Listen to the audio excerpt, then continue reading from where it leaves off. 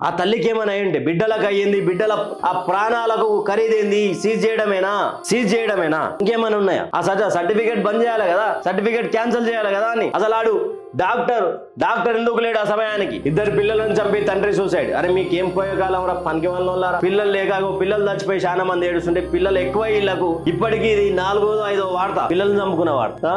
కొడుకు కూతురు గొంతు పిసికి హత్య, ఆపై ఉరేసుకుని తండ్రి.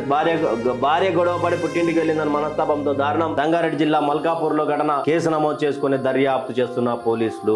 ఈ పిల్లలు లేక ఈయన తల్లి 2 పిల్లలు కవల పిల్లలు కడుపులోనే చచ్చిపోయారు అని చెప్పేసి ఆ తల్లి ఏడుస్తా ఉంటే ఈడ పిల్లలు పుట్టి ఎంత ముద్దుగున్నారా వీళ్ళు, ఎంత ముద్దుగున్నారు చిన్న పిల్లలు. ఆరాధ్య, రితిక్ మారియన్. పిల్లం కొట్లాడిపోయిందని